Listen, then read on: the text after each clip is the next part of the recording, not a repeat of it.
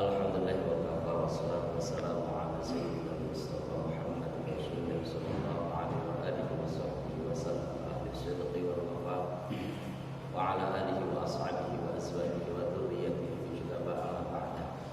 Allahumma shalli ala sayyidina Muhammadin al-Fatih lima ughliq wal khatim lima sabaq nasrul haqqi bil haqq wal hadi ila siratikal mustaqim wa ala alihi haqqa qadrihi wa miqdarihil azim.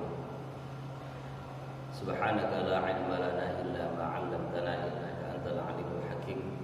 Rabbi shrah li sadri wa yassir li amri wa hlul 'uqdatam min lisani yafqahu qawli. Amin amin ya rabbal amin ya rabbal alamin. Bersyukur kita kepada Allah Subhanahu wa taala. Alhamdulillah bahwa pada kesempatan yang sangat berharga ini Allah masih takdirkan kita masih menetapi iman dan Islam. Jadi orang yang sholat subuh berjamaah itu sebenarnya orang pilihan. Orang pilihan. Jadi orang yang bisa sholat subuh berjamaah ini orang pilihan. Maka saya katakan ini kesempatan yang sangat berharga dalam kehidupan kita. Dan insya Allah semoga keistiqomahan bapak-bapak semua di dalam melaksanakan sholat subuh tepat waktu, apalagi berjamaah, ini menjadi amalan yang bersifat mahdhur, menjadi amalan yang kita utamakan dan usahakan, sehingga sifat-sifat kemunafikan kita semakin terkikis. Dan ketika kita menghadap kepada Allah, kita ada pada posisi menjadi orang yang sempurna imannya sampai kepada ihsan. Iman, Islam, ihsan. Nah, ihsan ini kesempurnaan iman dan Islam. Ka'annaka tarallahu fa illam takun tarahu fa innahu yaraka. Jadi ketika posisi seseorang bahwa Allah adalah segala-galanya, sebagaimana kita seperti melihat Allah, yang disaksikan sama Allah, terus berinteraksi dengan Allah, hidupnya itu nikmat dengan ibadah, semua halnya bisa jadi sarana ibadah. Maka insya Allah nanti ketika kita menghadap kepada Allah, kita dalam keadaan sa'adah atau orang yang berbahagia. Allahumma. Rasulullah SAW pernah bersabda, hadis yang diriwayatkan oleh Abu Hurairah, "Adibu auladakum bi thalathati khisal, hubbi nabiyyikum wa hubbi ahli baiti wa tilawatil Qur'an." Adibu, didiklah oleh kalian semua, auladakum, putra-putra kalian semua, bi thalathati khisal, dengan 3 perkara. Jadi kewajiban kita kepada putra-putri kita untuk kita didik sebenarnya banyak. Ada 70-an. Ada berapa? Jadi kewajiban orang tua yang harus ditunaikan kepada putra-putrinya itu kurang lebih 70. Hafal gak? Dari semenjak lahir ngazankan sampai ngasih nama yang baik, sampai akikoh, sampai berturut-turut. Nama yang baik itu nama yang diawali Ahmad atau Muhammad. Kita ini kadang lupa itu. Bapak anaknya laki-laki, Ahmadnya lupa, Muhammadnya lupa. Padahal anak bapak itu selain anaknya bapak, dia umatnya Rasulullah. Harusnya distempelin itu Rasulullah dalam diri. Ayo yang namanya nama anaknya belum ada Ahmad, mumpung masih hidup, sematkan. Tapi akte kelahirannya udah kandung, Ustaz. Gak bisa roba-roba lagi. Ini urusannya bukan akte, urusannya kita dengan Rasulullah. Yang anak-anaknya belum ada Ahmadnya, Muhammadnya, tambahkan. Kumpulkan anaknya nanti jam 7 sebelum sarapan. Atau sarapannya sini ya.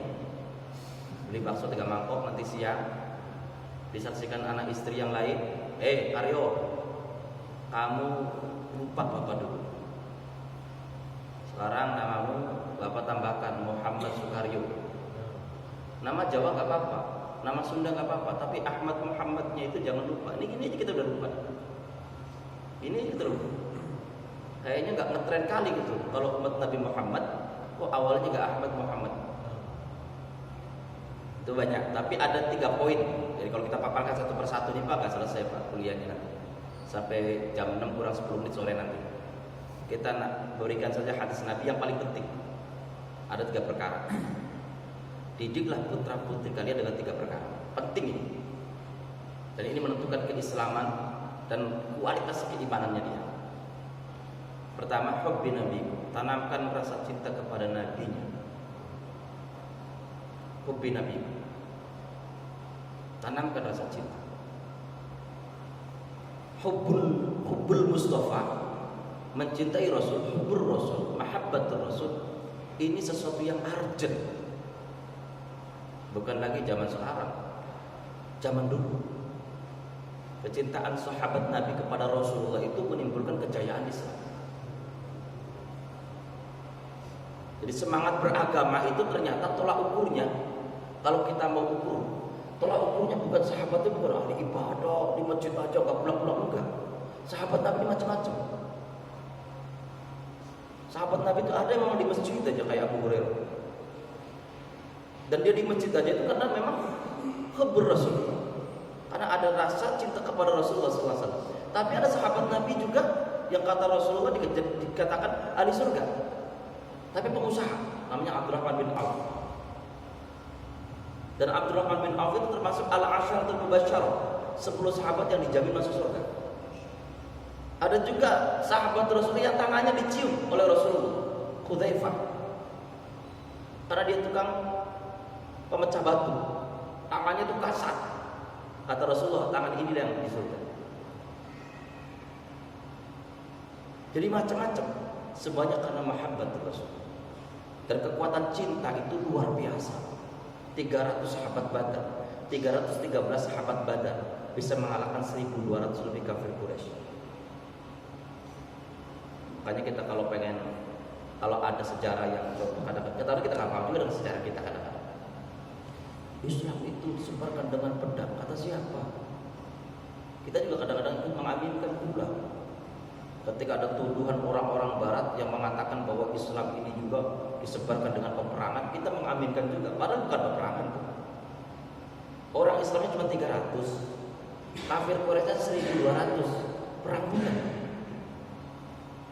Kita sepertiga kurang dari mereka. Perang Yamamah, atau perang Khandaq, orang Islamnya 4.000, kafir Quraisy 12.000. Itu perang bukan? Bukan. Perang itu sana 1.000, sini 1.000, itu perang. Sana 2.000, sini 2.000, perang. Tapi kalau sini 313, di sana 1.200, ini perlawanan, Pak. Terpaksa kita angkat pedang. Paham ya? Jadi bukan peperangan, tapi terpaksa kita angkat pedang. Dan kita menang terus, Pak. Semua peperang itu menang semua, kecuali satu. Perang Uhud. Jihad itu pasti menang. Ada orang kalau berjihad itu atas bantuan Allah. Tapi kalau ada orang jihad dikejar-kejar polisi, berarti ada yang salah. Karena jihad yang salah, yang kalah cuma satu di zaman Rasulullah, perang Uhud. Kenapa? Karena ada kesalahan. Pasukan pemanah sebelum diperintahkan Rasulullah sudah turun berebut harta rampasan perang, tergiur dengan harta. Maka kemudian Khalid bin Walid pada saat itu yang masih kafir serang balik. Tapi kalau jihad yang sesungguhnya pasti menang. Sekarang ini ada orang jihad yang dibom masjid, pantas ditangkap polisi. Atau misalnya dia katanya jihad tapi ngebunuh orang Islam, jahat itu.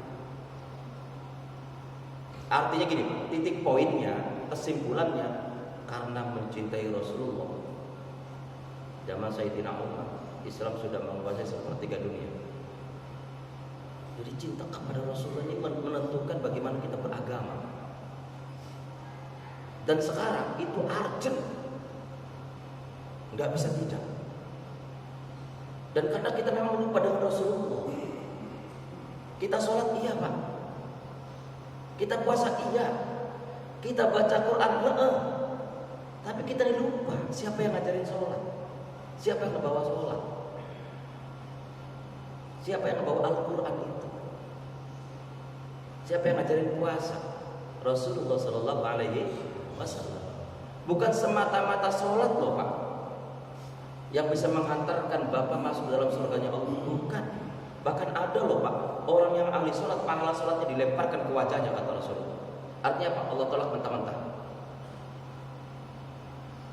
Bahkan yang bunuh Sayyidina Ali itu kalau Bapak baca sejarah, itu sho'imun nahar qa'imul layal hafizul Quran, Abdurrahman bin Muljam, hafal Al-Quran, ahli puasa, ahli tahajud. yang bunuh Sayyidina Ali, Sahibul Rasul, Khalifatul Nabi, Subbanul Jannah, Babul Ilm, pintunya ilmu, mantunya Nabi, penggantinya Nabi, pemuda yang pertama kali masuk Islam, dibunuh oleh orang yang hafal Quran, dibunuh oleh orang yang ahli tahajud, dibunuh oleh orang yang ahli puasa, namanya Abdurrahman bin Muljam. Artinya apa? Tidak semerta-merta bahwa sholat yang kita kerjakan itu pasti membentuk jati diri kita menjadi lebih baik kalau kita melupakan yang bawa sholat. Rasulullah Shallallahu Alaihi Bapak bisa ngaji, Bapak sekarang bisa sholat karena Bapak mungkin merasa pengalamannya sudah kemana-mana, kuliahnya sampai ke luar negeri, padahal Bapak bisa ngaji, bisa sholat itu dari guru ngaji yang di kampung misalnya, yang ngajarkan alif batak, sehingga Bapak masih mengembangkan belajar sana sini. Ketika ketemu dengan guru di kampung itu yang mengajarkan alif batak itu, pura-pura gak kenal, karena pikirnya kayak kampung kok, pura-pura gak kenal. Kira-kira ilmu Bapak barokah gak? Orang yang mengerti tentang Quran dan dia melupakan guru Qurannya, ya saya yakin ilmunya gak akan barokah. Sama, kita bisa sholat, kita ahli tahajud, bisa baca Quran, tapi melupakan Rasulullah, maka sholat kita gak ada akhlak jadi. Maka jangan kaget kemudian orang lagi sholat itu munculnya kesombongan, karena dia lupa dengan pribadi yang mengajarkan sholat, Rasulullah Shallallahu Alaihi Wasallam. Jadi sholat puasa itu penting. Lebih penting lagi di dalam sholat, dalam puasa ada akhlak, dan yang menyempurnakan ibadah itu Rasulullah, akhlak. Sebenarnya gini Pak, puasa itu sudah ada. Rasulullah gak bawa puasa. Nabi Musa sudah puasa, ada syariat puasa. Nabi Isa sudah ada syariat puasa. Bahkan syariat puasanya mereka lebih dahsyat. Nabi Daud Pak sudah ada syariat puasa. Haji sudah ada sejak zaman Nabi Ibrahim. Sholat sudah ada sejak zaman Nabi Ibrahim. Makanya doanya Nabi Ibrahim, Rabbi ja'alni muqimas sholat wa min dzurriyyati rabbana wa taqabbal du'a. Ya Allah, jadikan saya dan keluarga saya menjadi orang yang berikan sholat. Artinya apa? Sejak zaman Nabi Ibrahim sholat sudah ada. Terus Nabi Muhammad bawa apa? Innama bu'itsu liutammima makarimal akhlaq.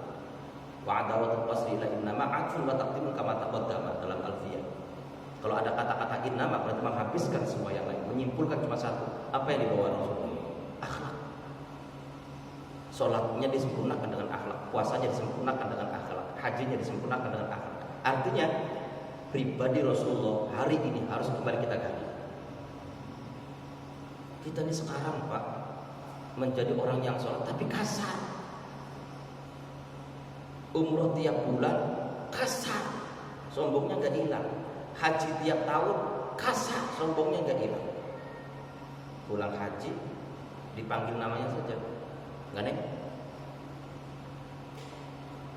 Willy, Haji baru.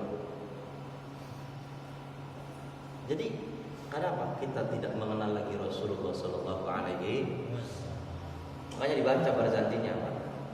Barzanji, Diba, Dia Ulami itu biografi Nabi.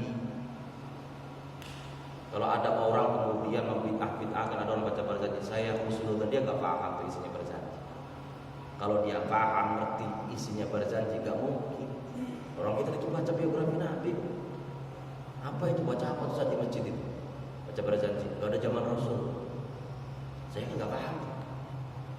Barzanji itu Pak, Ya Rabbi salli ala Muhammad, Ya Rabbi salli alaihi wasallim, Ya Rasulullah salamun alaik, sampai terakhir. Itu biografi Nabi Pak. Biografi Nabi. Makanya orang zaman dulu walaupun pendidikannya nggak tinggi, orang zaman dulu SR aja udah utuh. Tapi musola zaman dulu, masjid-masjid zaman dulu masih semarak tuh barzanji. Bukan hanya pas mau. Tiap malam Jumat itu masih dibaca ya. Suaranya keras-kerasan. Makanya mereka berkah hidup, nggak neko-neko orang zaman dulu. Yang penting punya beras, nggak ganggu tetangga. Sudah. Dan Islam itu sebenarnya cukup seperti itu. Baik dengan Allah, baik dengan sesama, tidak mencelakakan orang lain, tidak menyebutkan Allah, surga. Hadisnya begitu. Jadi pribadinya itu kebentuk. Walamma tamma min hamli syarun ala masyhuril aqwalil marwiyah tuwfiya bil madinatil munawwarati Abu Abdullah wa kana qad istaza bi akhwani bani Adi min ad-dha'ifatin najjariyah wa makatha bihim syahran saqiman yu'aluna suqmahu wa syakwa. Ada tuh kutipan di bersaji wala matam min hamli syarun ala masyhur aqwalil marwi. Dan ketika Nabi Muhammad SAW berada dalam kandungan ibunya umur 2 bulan menurut qaul yang masyhur, karena ada banyak pendapat, ada yang bilang 4 bulan, ada yang bilang 3 bulan, ada yang bilang 2 bulan, tapi qaul yang paling masyhur umur 2 bulan dalam kandungan ibunya. Tuwfiya bil Madinatil Munawwarati Abu Abdullah, meninggal bapaknya di Madinah namanya Abdullah. Meninggal bapaknya di Madinah namanya Abdullah. Wa kana qad istaza bi akhwari bani Adi min ad-dha'ifatin najjariyah. Saat itu bapaknya sedang berkunjung ke keluarga besarnya Bani Najjar di Adi. Wa makatha bihim syahr, dan beliau bermukim di sana selama sebulan. Sakiman, kemudian sakit panas. Sukma wa syakwa, semakin panas semakin parah. Wa syakwa, bahkan sampai meninggal dunia. Menceritakan tentang Rasul. Wa kana sallallahu alaihi wasallam syadidul haya'i wat tawadhu' yaghsibun 'ala wa yarfa'u thawbahu wa yahluqu shatahu wa yasiru fi khidmati alihi bi sirati sariyah. Menubaya. Wa kana sallallahu alaihi wasallam syadidul haya'i wat tawadhu'. Nabi Muhammad ini sangat pemalu. Syadidul haya' wat tawadhu', rendah hati. Rendah hati Nabi Muhammad. Nabi Muhammad itu kaya, Pak. Kata siapa miskin? Kaya, cuman gaya hidupnya Rasul memilih seperti orang miskin dan lebih senang kumpul sama orang miskin. Tapi pribadi Rasul kaya, bahkan dunia ini disediakan untuk Rasul. Umur 7 tahun itu Nabi Muhammad sudah jadi peternak sukses, Pak. Kambingnya orang Arab itu dititipin ke Nabi Muhammad semua. Kenapa? Karena kambing yang diasuh digembala oleh Nabi Muhammad gemuk-gemuk. Bahkan hamilnya itu 2 kali lipat daripada kambing orang lain yang biasa. Makanya orang Arab sepakat dititipin ke Rasulullah. Umur 7 tahun kambingnya Nabi Muhammad udah banyak banget. Dan kambing yang diasuh Nabi Muhammad, digembala Nabi Muhammad, itu nurut. Kamu di sini, nggak akan pergi dari situ aja. Di mana? Ditimpa, ada di riwayat. Ditimpa. Dan rumput yang dimakan oleh kambingnya Nabi Muhammad itu tumbuh lagi. Di mana? Di riwayat itu. Umur 12 tahun Nabi Muhammad SAW sudah jadi eksportir. Berdagangnya diajak pamannya bukan lagi antar daerah tapi antar negara. Makanya Rasulullah umur 25 tahun menikahi Sayyidah Khadijah, mas kawinnya 100 ekor unta merah. 1 ekor unta merah itu sama seperti 10 ekor unta biasa. Ada yang pernah menghitung mas kawinnya Nabi Muhammad anak muda umur 25 tahun pada Sayyidah Khadijah, itu kalau sekarang jumlah rupiahnya 7,8 miliar. Cuman gaya hidup Nabi Muhammad itu seperti orang miskin apa adanya. Rumahnya sekarang itu apa? Antara mimbar sampai rawatib, ya antara mimbar sama rumah, ya yang sekarang dari kuburan 3 kali 4 kali. Di situ ada kuburan Sayyidina Abu Bakar, di bawahnya Sayyidina Umar, ada Rasulullah di atas. Itu rumahnya Rasulullah SAW. Nabi Muhammad itu sedikit makan. Kalau kita umatnya sedikit-sedikit makan. Nabi Muhammad itu sedikit tidur. Kalau kita umatnya sedikit-sedikit, Nabi Muhammad itu sedikit marah, Pak. Nabi Muhammad itu kalau marah cuma wajahnya aja yang merah, nggak pernah caci maki. Wajahnya saja yang merah. Kalau kita sedikit-sedikit marah, Nabi Muhammad itu sedikit ngomong, pemalu dia, pemalu. Kita tuh punya Nabi pemalu, lebih pemalu daripada gadis pingitan. Wa may yantiqu 'anil hawa in huwa illa wahyu yuha. Tidak ada Nabi Muhammad berucap kecuali itu wahyu. Sisanya dia. Kitanya umatnya sedikit-sedikit bicara. Oh, kita ini Pak apa yang nggak bisa dikomen, Pak? Ya ngomong politik, lebih jago daripada ketua partai, Pak. Iya, Pak ya. Ngomong ekonomi, lebih jago daripada menteri keuangan. Pokoknya salah semua itu, yang hebat dia. Ngomongin tafsir, disalah-salahin yang ahli tafsir. Padahal tak di mana dia sekolah, tak di mana dia pondok. Bicara hadis, atau bicara usul. Kita gitu mengomentari sesuatu yang kadang-kadang kita sendiri gak belajar, dan itu umat hari ini Kenapa meninggalkan Rasulullah Sallallahu Alaihi Wasallam? Padahal kul khairan aw yasmut, berkatalah yang baik atau diam. Karena sebenarnya Pak, semakin banyak orang ngomong, semakin banyak kesalahan. Man katsura kalamu katsura khati'atu. Barang siapa yang banyak ngomong, makin banyak salah. Maka sesuatu yang urgent sekarang, bagaimana kita menampilkan Rasulullah di tengah-tengah kita lagi. Membaca lagi riwayat-riwayat tentang Rasulullah, membaca lagi tentang keindahan akhlak Rasulullah SAW. Karena kita melupakan Rasulullah. Aduh Pak, akhlaknya Nabi itu indah banget Pak. Indah banget. Kafir Quraisy itu orang-orang yang keras hati Pak. Tapi melihat keindahan akhlak Rasulullah, mereka bersyahadat. Rata-rata orang yang bersyahadat kepada Nabi Muhammad itu Pak, itu orang yang melihat keindahan akhlak Nabi. Melihat keindahan akhlak Nabi. Bukan hanya di golongan kafir Quraisy, bahkan Yahudi Pak, banyak bersyahadat kepada Nabi. Bisa nggak kita sekarang ya? Ya kadang-kadang ada semacam gini loh. Bapak ketika ketemu dengan seseorang, baru ketemu itu terpancar wajah ketenangan, maka kita pun terinspirasi dengan ketenangan. Saya Ustadz waktu datang dari rumah sebelum kesini banyak masalah, baru ketemu udah tenang. Apalagi Ustadz udah ngomong, hilang saya separuh masalahnya. Apalagi dengan Rasul. Maka jangan sampai kemudian kita melupakan Nabi Muhammad Sallallahu Alaihi Wasallam. Kenapa? Nabi Muhammad ini contoh perilaku. Yang kedua, wa hubbi ahli baiti. Tanamkan rasa cinta kepada ahli baitnya Nabi Muhammad. Ahli bait ini menurut para ulama berbeda pendapat banyak. Ada banyak perbedaan pendapat, minimal 3 yang merujuk. Ada yang mengatakan ahlul bait itu hanya Hasan, Husain, Fatimah dan Ali. Fatimah, Ali, Hasan, Husain itu ahlul bait. Ada yang mengatakan, sebagian ulama ada yang mengatakan begitu. Ada yang mengatakan ahlul bait itu orang-orang terdekat Nabi, termasuk Sayyidina Abu Bakar, termasuk Sayyidina Umar, ahlul bait. Karena Sayyidina Umar ini bukan hanya sahabat Nabi, tapi mertuanya Nabi. Karena Sayyidah Aisyah dinikahi, anaknya Sayyidina Abu Bakar dinikahi oleh Rasulullah. Sayyidina Umar bukan hanya sahabat Nabi, tapi juga mertuanya Nabi. Karena Hafsah anaknya Sayyidina Umar dinikahi oleh Rasulullah. Sayyidina Utsman ini bukan hanya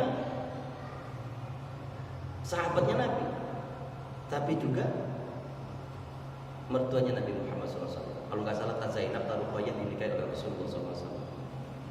Jadi ada yang mengatakan ahlul bait itu orang-orang terdekat Nabi. Ada yang mengatakan ahlul bait ini menurut Ad-Dailami. Kalau menurut Ad-Dailami, ahlul bait ini 2. Ada yang di ahlul bait itu 2. Yang pertama orang yang mewarisi darah Rasulullah, dzurriyyah Nabi, habib, sayyid. Orang yang mewarisi darahnya Rasul, darah keturunan Rasulullah. Innama yuridullahu liyudhibakum rijsa 'alal bait wa yutahhirakum tathira. Ada yang mengatakan. Yang kedua, menurut Ad-Dailami lagi, yang dimaksud dengan ahlul bait ini orang yang mewarisi ilmunya Rasul, para ulama. Jadi yang pertama, yang paling masyhur, yang dimaksud dengan ahlul bait ini adalah satu yang mewarisi darahnya Rasulullah atau orang yang punya nasab kepada Rasul. Dan nasabnya Rasulullah itu dimulai daripada Fatimah. Tapi kan Ustaz Islam mengajarkan bahwa nasab itu dari laki-laki. Kenapa pula kok ada nasab dari perempuan? Ya kalau Rasulullah ngomong kayak gitu ya nggak bisa kita protes. Untuk hukum umum iya, nasab itu dari laki-laki. Tapi kata Rasul, dzurriyyahku, keturunanku dari Fatimah. Mau ngomong apa? Kata Rasulullah, keturunanku dzurriyyati min Ali. Mau ngomong apa? Kan Rasul yang punya hukum. Dan habaib ini wajib kita cintai. Ulama ini wajib kita cintai.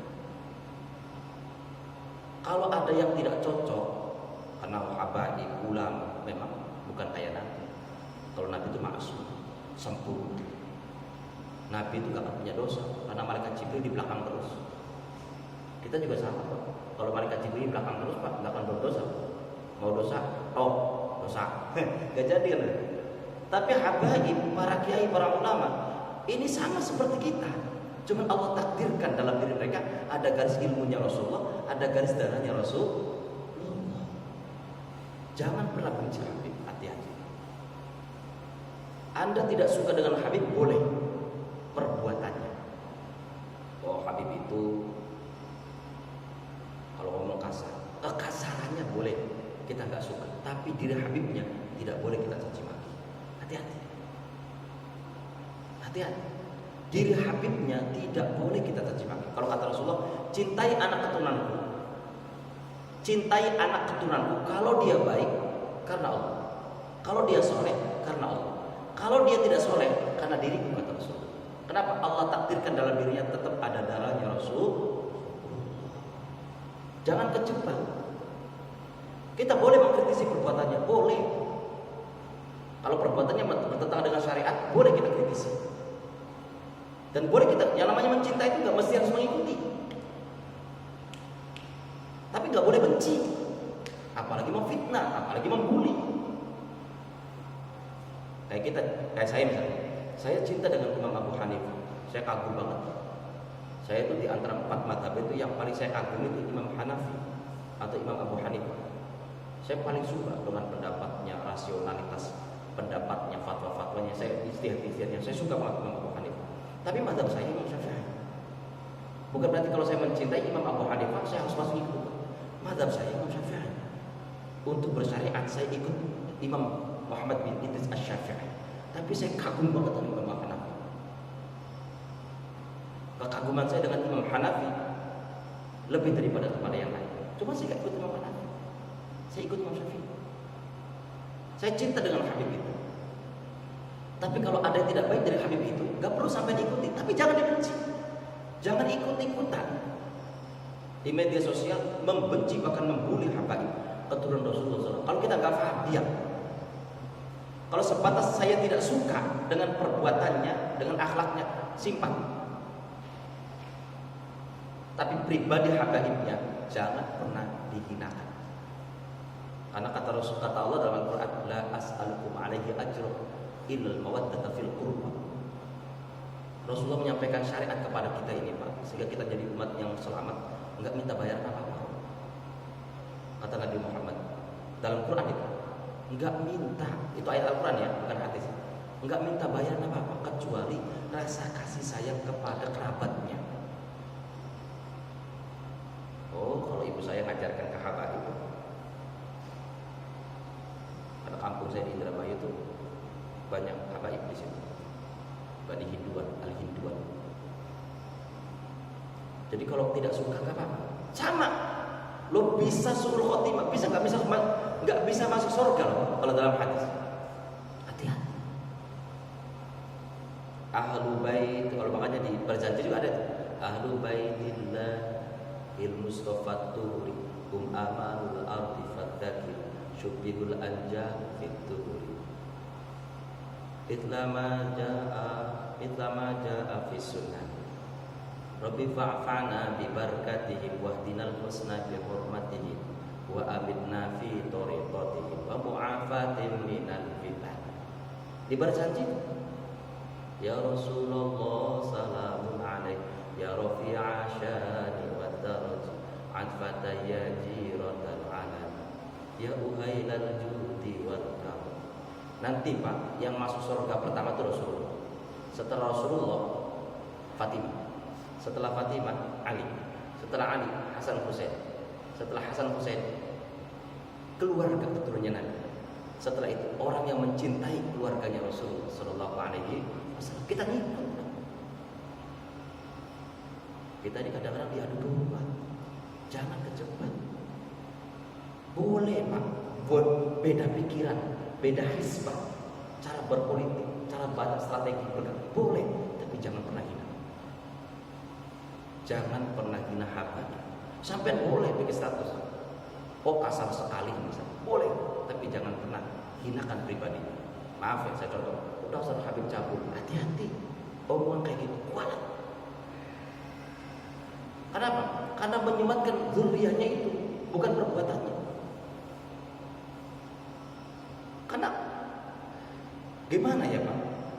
Habaib, kiai ini bukan nabi gitu. Jadi kemungkinan mereka buat maksiat itu sangat tinggi, sangat mungkin. Sama kayak kita. Cuman Allah takdirkan dalam diri mereka ada darahnya Rasul. Kalau para ulama ada ilmunya Rasul. Yang kedua al ulama, kata ajaran. Al ulama warathatul anbiya.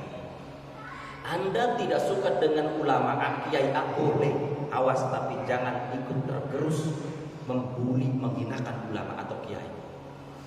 Hati-hati.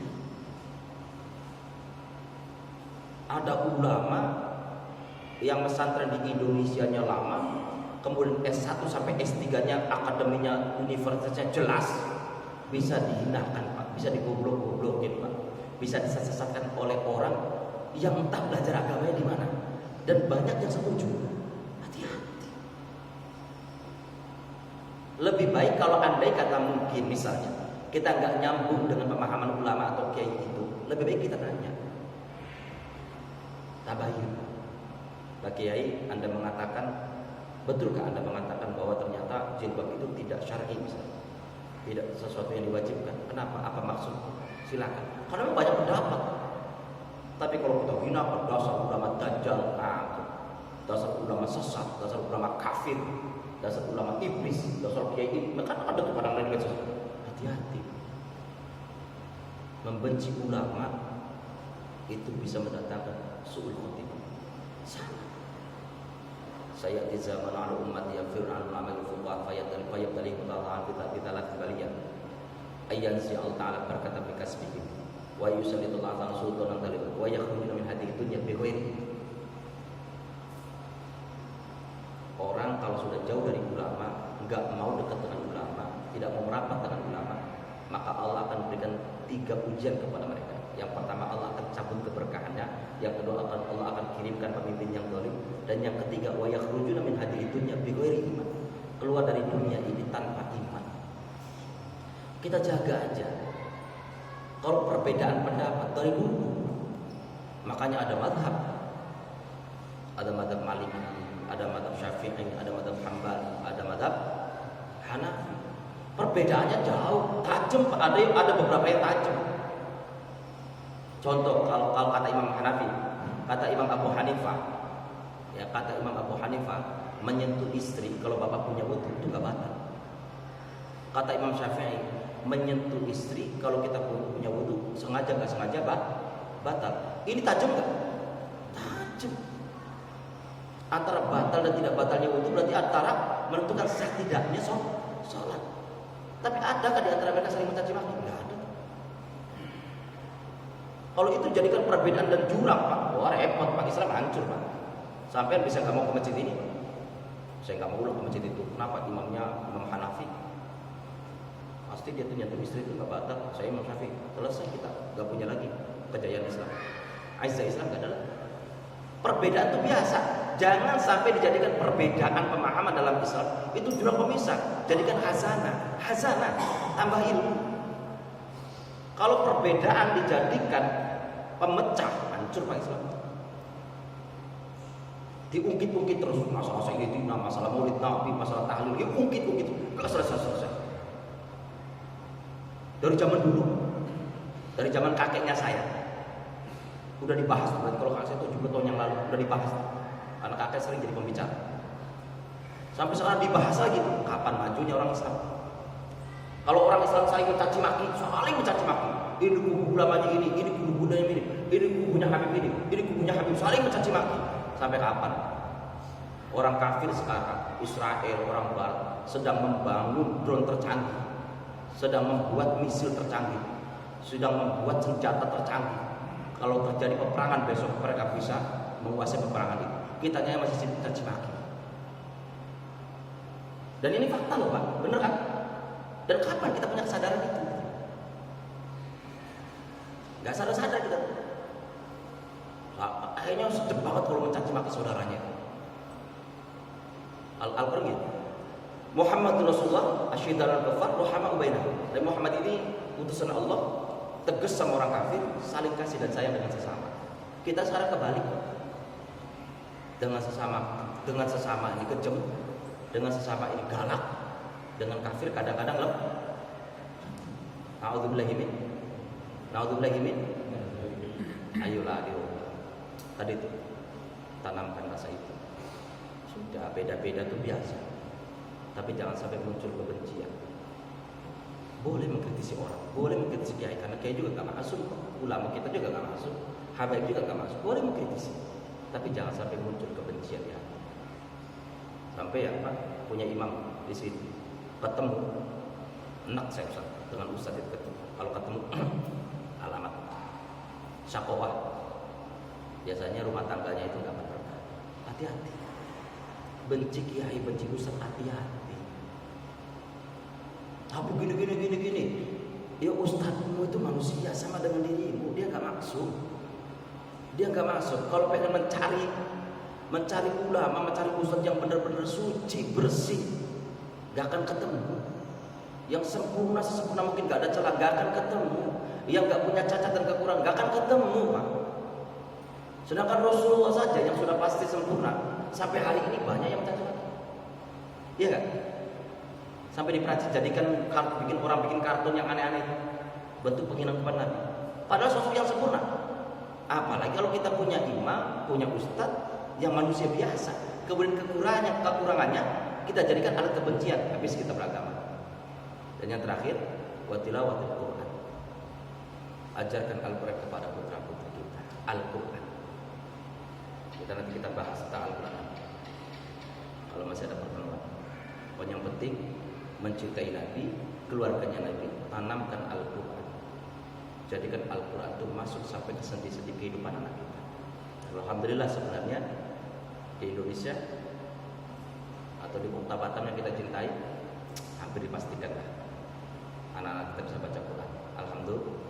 Bahkan pemerintah mendukung, tidak bisa masuk SMP anak-anak kita sebelum dia punya ijazah bisa baca tulis Al-Quran. Ini luar biasa.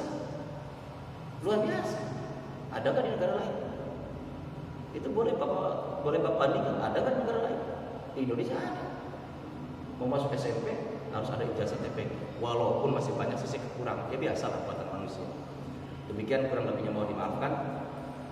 Istighfar 3 kali, doa kafaratul majlis. Astagfirullahaladzim, astagfirullahaladzim, astagfirullahaladzim. Subhanallahumma